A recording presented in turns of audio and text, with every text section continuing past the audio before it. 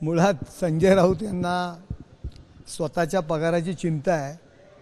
कारण आता उद्धव ठाकरेंच्या जर लक्षात आलं की अरे संजय राऊत यांना पगार आपण देतोय आणि चाकरी शरद पवारांची करतायत, त्याच्यामुळे बहुतेक त्यांना काळजी लागलेली आहे। केवळ निवडणुका आलेल्या आहेत, सरकारी कर्मचारी यांच्यामध्ये असंतोष निर्माण करणं हा त्यामागचा उद्देश आहे। आपण आठवत असेल आपल्याला की एसटी कर्मचाऱ्यांचे पगार कोणी रखडवले होते, एसटी कर्मचाऱ्यांचा जो संप झाला होता त्याला कोण जबाबदार होतं, तेच एसटी कर्मचारी आज आनंदाने आपलं काम करतात। एसटी नफ्यात आलेली आहे आणि कर्मचाऱ्यांच्या पगारांची चिंता करण्यापेक्षा संजय राऊत यांनी स्वतःच्या पगाराची चिंता करावी। कारण उद्धव ठाकरे यांना मुख्यमंत्री पदाचा उमेदवार म्हणून कोणीही घोषित करत नाहीत, त्यामुळे कदाचित अचानकपणे उद्धव ठाकरे वरती डोंगरावरती जातील आणि तपस्येला बसतील, त्यानंतर संजय राऊत यांचा पगार कोण देणार ही मुख्य चिंता संजय राऊत यांना पडलेली आहे। 40,000 कोटी कॉन्ट्रॅक्टर्सचे अडकलेत अशी टीका त्यांनी केली। किती कॉन्ट्रॅक्टरची काळजी करणार, यांचं अजूनही आपलं पूर्ण लक्ष आणि पूर्ण चित्त पूर्ण मन ठेकेदारांच्या पगारावरती आहे। संजयजी राऊत, अहो काय ते ठेकेदारांनी दिलेल्या पैशावरच तुमचा पगार येणार आहे का? मातोश्रीकडे भरपूर पैसा आहे, त्यामुळे चिंता करू नका, तुम्हाला तुमचा पगार मिळेल। आणि नाहीच मिळाला पगार, जर मातोश्रींनी नाही दिला तर आहे ना सिल्वर ओकमधून मिळेल, ओव्हरटाईमचा पगार मिळेल, पण मिळेल, चिंता करू नका। या राज्यामध्ये माननीय मुख्यमंत्री एकनाथ शिंदे साहेब असतील, देवेंद्र फडणवीस असतील, अजितदादा असतील, हे राज्य खूप चांगल्या पद्धतीने चालवत आहेत। आणि आपण जी शोककळा पसरवली होती या महाराष्ट्र राज्यामध्ये ती आता निघून गेलेली आहे, तुम्ही चिंता करू नका। नाहीतर पत्राचाळ घोटाळ्यातलं आहे ना, शिल्लक आहे, त्यातले वापरा, कशाला चिंता करता? शिवसेनेत आणि राष्ट्रवादीत जोरदार इन्कमिंग सुरू आहे। त्यांनी दिपेश मात्रेंचा उल्लेख केलेला आहे। आचारसंहितेनंतर सगळ्यात मोठे इन्कमिंग पाहायला मिळालं। हे बघा, राजकारणामध्ये प्रत्येकाला इच्छा आकांक्षा असतात। आता काही लोक गेले असतील, आता प्रत्येकाला त्या ठिकाणी आमदार व्हायचं आहे, त्यामुळे गेली असतील, पण आम्ही काय त्याकडे काही लक्ष देत नाही।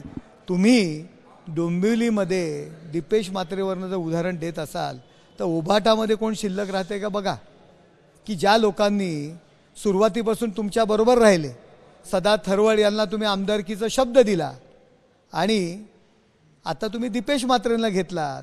दिपेश मात्रेंच्या प्रवेशाला तुमच्या डोंबिवलीमध्ये तुमच्या शिल्लक सेनेतील किती लोक हजर होती, किती नेते त्या ठिकाणी होते?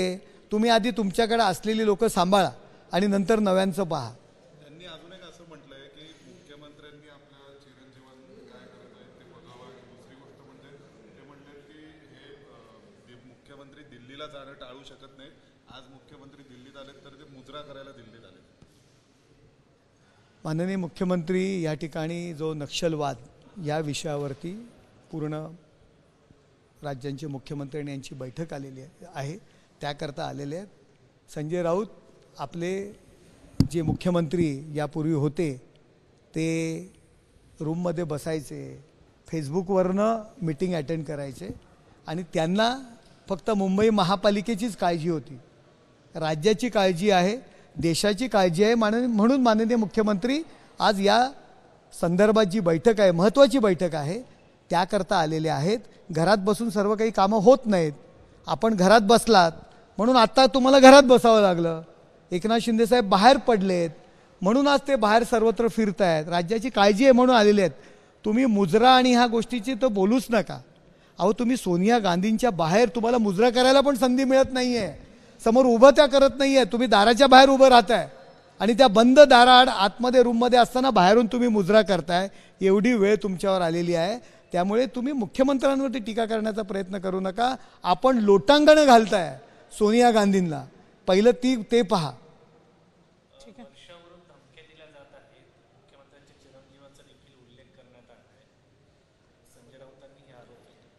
संजय राऊत यांना माननीय मुख्यमंत्री देवेंद्र फडणवीस आणि श्रीकांत शिंदे यांच्या व्यतिरिक्त कोणी चेहरा सध्या टीकेकरता मिळत नाही आहे आणि त्याचा त्यांना ओव्हरटाईम पगार मिळतो आणि त्यानुसार ते काम करतात.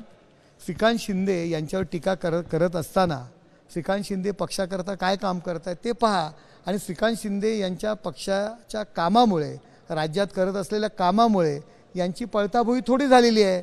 यांच्या लक्षात आलेलं आहे यांच्या बुडाखालचं जे काय पायाखाली उभं राहतात ते आसनच त्यांनी काढून घेतलेलं आहे. श्रीकांत शिंदे राज्यामध्ये जे काम करत आहेत आणि शिवसेना आणि महायुती यांचं काम लोकांपर्यंत पोहोचवत आहेत, त्यामुळे त्यांची घाबरगुंडी पसरलेली आहे. त्यांच्या गटामध्ये एक घबराट निर्माण झालेली आहे श्रीकांत शिंदे यांच्या कामामुळे, त्यामुळे त्यांच्यावर ते टीका करतात. हजारो निरपराध पोलिसांचे आतापर्यंत बळी गेलेले आहेत नक्षलवादाशी लढताना आणि विशेष म्हणजे अशी आकडेवारी दिसते की सीमेवर जितके सैनिक मारले गेले नाहीत त्यापेक्षा जास्त पोलिसांचे बळी हे नक्षलवाद्यांशी लढताना गेलेत आणि अशा संवेदनशील विषयावर त्यांनी मुख्यमंत्री जेव्हा बैठकीसाठी येतात तेव्हा मुजरा करायला आले असं म्हणतात. तर तुम्हाला काय वाटतं? संजय राऊत आणि ही सर्व मंडळी सत्तेसाठी पागल झालेली आहेत आणि माननीय मुख्यमंत्री एकनाथ शिंदे साहेबांवरती टीका करायची याकरता त्यांना पगार दिला जातोय. शरद पवार ही सगळी सूत्र हलवत आहेत. त्यांना सुप्रिया सुळे यांना मुख्यमंत्री करायचं आहे आणि काही करून तुम्ही एकनाथ शिंदे फडणवीस साहेब यांना बदनाम करा ही सुपारी त्यांनी घेतलेली आहे. अहो, एवढा मोठा ज्वलंत विषय आहे, नक्षलवादासारखा विषय आहे, त्याकरता माननीय मुख्यमंत्री दिल्लीत येत आहेत, बैठका घेत आहेत. नक्षलवाद स्वतः आपण पाहिले गडचिरोलीसारख्या जिल्ह्यामध्ये ते स्वतः पालकमंत्री असतात. अनेक नक्षलवाद्यांना त्यांनी कंठस्नान घातलं आहे.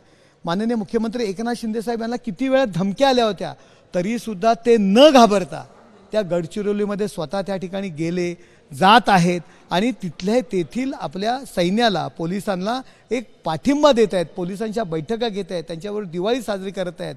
आणि या उलट माननीय जे मुख्यमंत्री संजय राऊत यांचे जे होते ते कधीच भेटले नाहीत. मुख्यमंत्री 2-2.5 वर्षात आपल्या सीमेवरच्या पोलिसांना, सैनिकांना कधीच नाही भेटले. हे घरात बसून चूल कोंबड्यासारखं ते काम करत होते.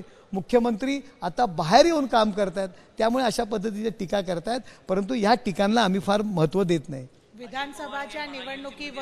विधानसभाच्या निवडणुकीच्या पार्श्वभूमीवर नक्षलवादी हा मोठा एक थ्रेट आहे का?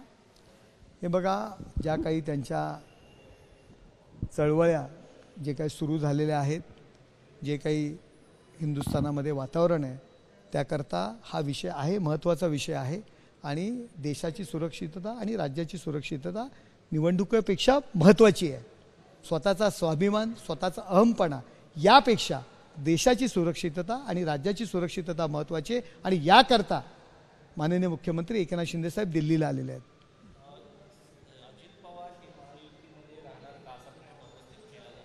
नाही, नक्कीच. आत्ता हे बघा, महायुती आहे, अजित पवार साहेब सुद्धा आमचे सहयोगी आहेत आणि तिघही मिळून एकत्र आम्ही लढणार आहोत. एबीपी माझा, उघडा डोळे बघा नीट.